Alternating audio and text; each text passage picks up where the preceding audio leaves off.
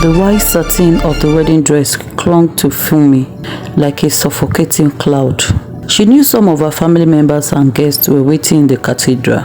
She could imagine the scene of the big cathedral as the sunlight streamed through the unstained glass windows of the Lagos Cathedral Church, casting fragmented rainbows on the polished floor. She should have been married about 30 minutes ago. She had dreamt of walking down the aisle with an excited flutter in her heart. But now all she felt was ignoring fear that clawed its way up her throat. Femi, her fiancé, wasn't a villain. At least that's what the society whispered. He was a rising star in law, a good Christian catch, and Aunty Bidemi often harped on about. Yet the man Funmi was about to marry was a stranger masquerading in a familiar skin. The once charming, attentive Femi of their earlier days of courtship had disappeared, replaced by a controlling, possessive presence. Memories flickered.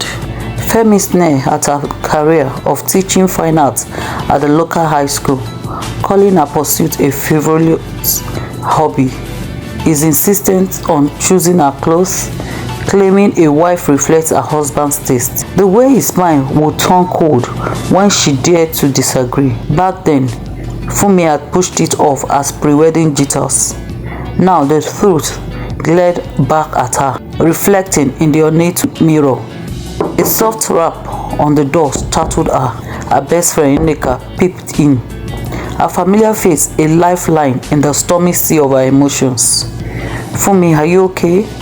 Nneka's concern was etched in her kind eyes. Taking a deep breath, Funmi forced a smile. Nervous jitters, that's all. Her voice sounded hollow, even to her own ears. Nneka wasn't fooled. With a gentle hand, she moved stray strands of hair from Funmi's face, her touch comforting. Remember our part? Nneka's voice was soft but firm. They had made the path as teenagers, whispering secrets under the night sky in the hostel of the boarding school they had attended.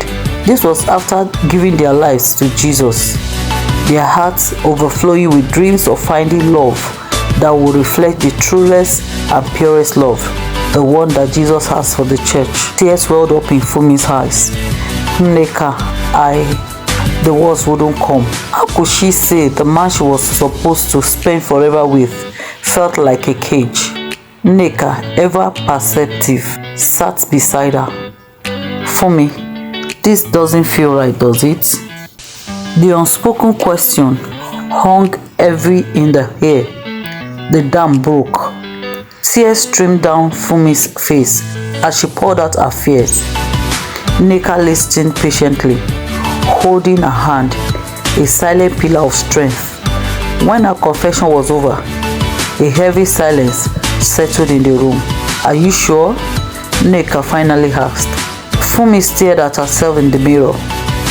Fear battled with a newfound resolve. Yes, this isn't the love God wants for me. Nneka squeezed her hand, her eyes shining with fierce love.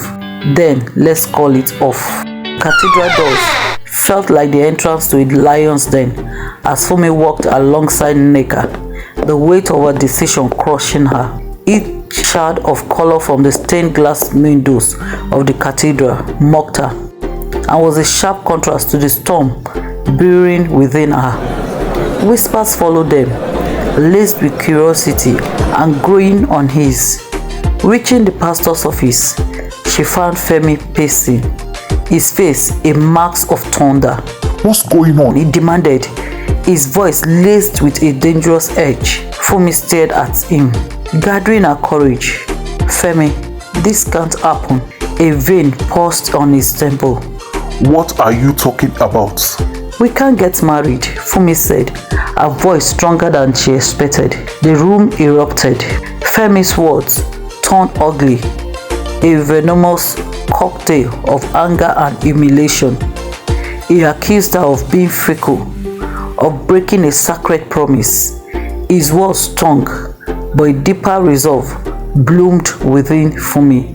Nneka stepped forward, her voice surprisingly firm. Femi, you need to understand. This is her choice. The pastor, a kind-faced man with silver hair, intervened, calming the escalating situation. Femi stormed out, leaving a heavy silence in his wake. The next few days were a blur.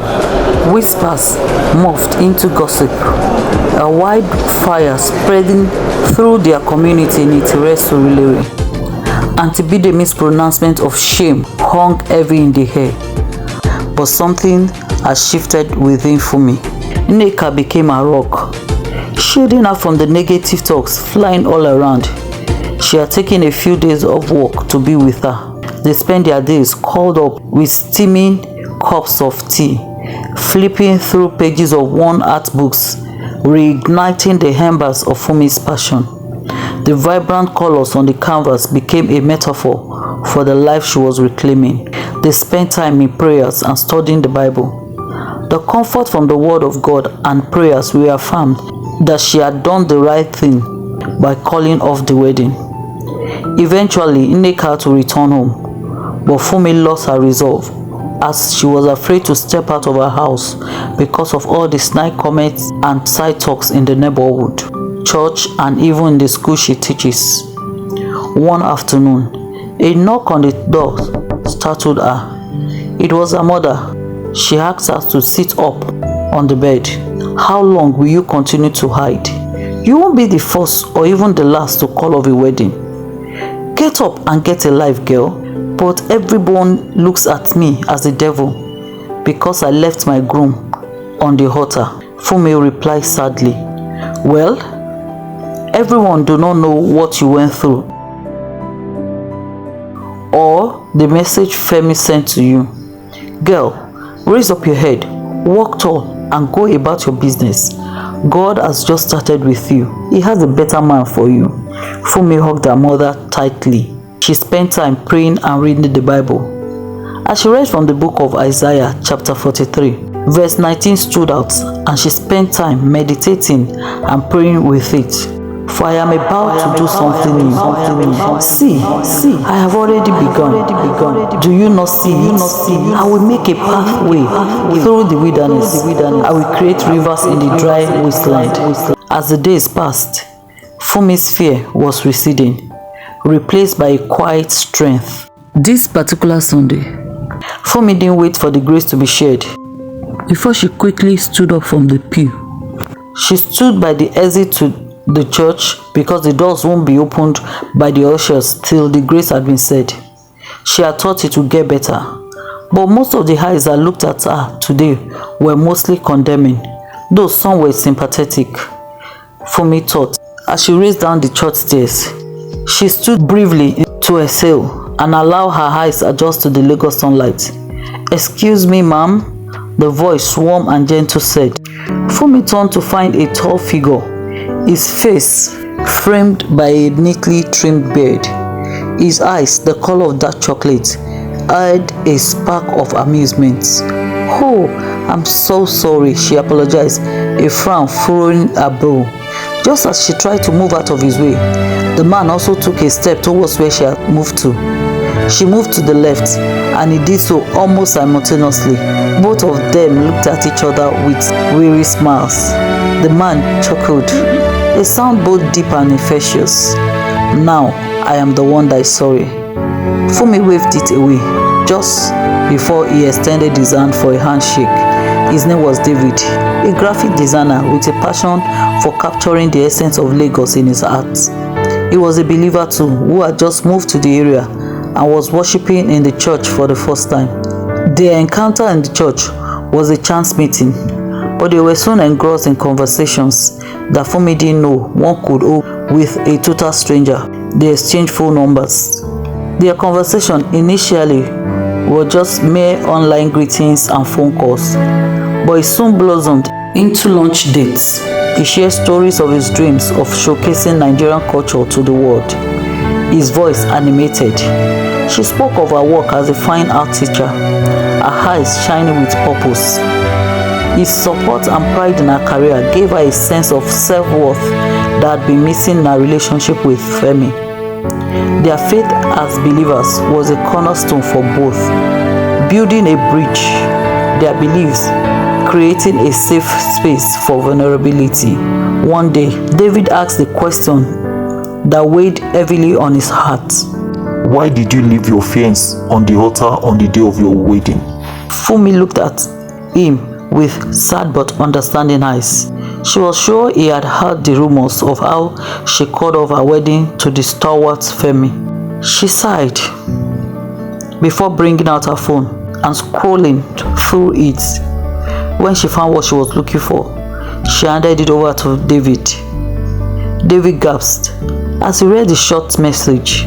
A lot of people didn't know what had made her decide to call off the wedding on that day. Funmi had always felt some uncanny feelings since her engagement to Femi.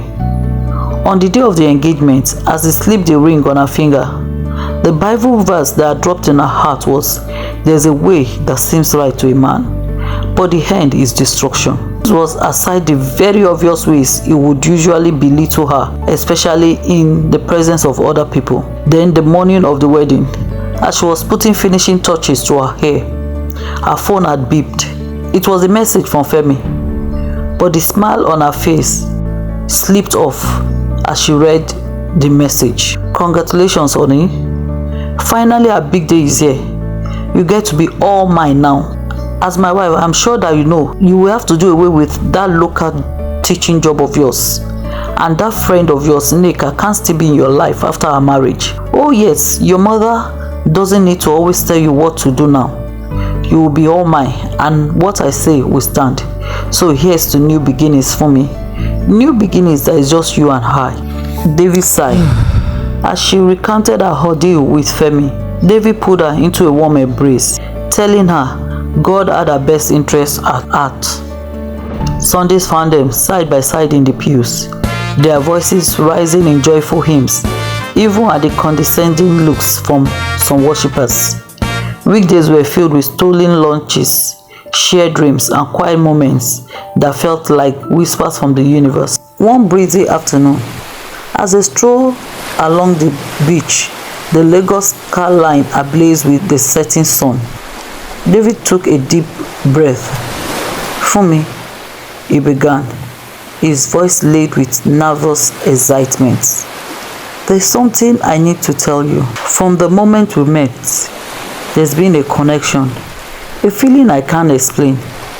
You challenge me, inspire me, and make me want to be a better man. I believe," he hesitated, reaching for a hand. "I believe this might be God's way of showing me." Funmi's heart thumped in her chest. A blush crept up her neck as she met his gaze. "God's way of showing you what?" she whispered. "It's love," David finished, his voice firm. "And maybe, just maybe, his way of showing us us." Their love story wasn't without its hurdles. Whispers arose within the church and some of Funmi's family members about how real this love was. But Funmi and David, their faith acting as a guiding light, stood their ground. They spoke openly with their families, emphasizing the respect and shared values they found in each other, the way their love strengthened their faith. Slowly, hearts began to soften. Her parents saw the way David's eyes lit up when he spoke of Funmi, the kind way he treated her younger ones. His family witnessed the strength Funmi brought to their son. In the end, their unwavering love, rooted in faith and respect, won them over, especially Aunty Bidemi, who had vowed never to be a part of any wedding arrangements for Funmi again. The day of their wedding was a vibrant tapestry of Nigeria culture and Christian tradition. The church overflowed with joyous sounds of praise music, blending seamlessly with the rhythmic beats of drums. Funmi, radiant in a white lace gown, walked down the same aisle that looked like the way to the slaughterhouse. But today, she had a beautiful and radiant smile as she looked at David, his face beaming with love and waiting for her at the altar. Their vows exchanged with trembling voices were promises not just to each other, but to their shared faith and to God.